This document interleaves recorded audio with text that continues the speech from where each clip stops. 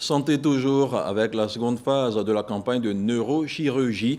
À Boaké, la campagne était destinée aux enfants atteints d'hydrocéphalie et de spina bifida.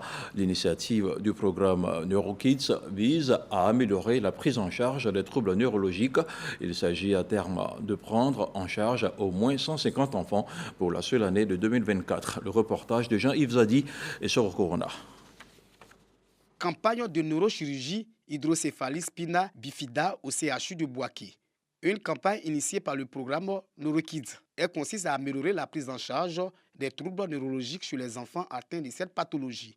Les tout-petits sont opérés par une technique de vidéochirurgie endoscopique. Nous opérons par un système qui nous permet de créer un orifice avec une caméra pour permettre la circulation des liquides cérébrospinal qui est bloqué dans la tête et qui crée une hypertension intracrânienne. Le deuxième geste qui est associé à cette technique, c'est de coaguler les cellules à l'intérieur du cerveau qui produisent ce liquide-là. Et ces deux gestes associés vont permettre de traiter les hydrocéphalies chez les enfants. Pour cette deuxième phase, un volet formation est consacré aux jeunes chirurgiens. À mi-parcours déjà, ils maîtrisent les gestes qui doivent être effectués à la fin.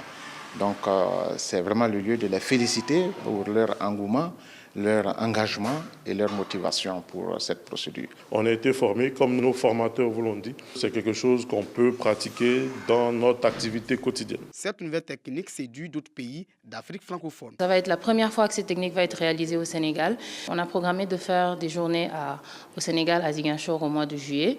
Et ça va commencer par mois et après, ça va évoluer en tache d'huile. L'hydrocéphalie est une affection neurologique grave qui touche les enfants en particulier. Elle se caractérise par une accumulation de liquide dans la boîte crânienne, créant une pression excessive sur le cerveau des enfants et augmente le volume de la tête.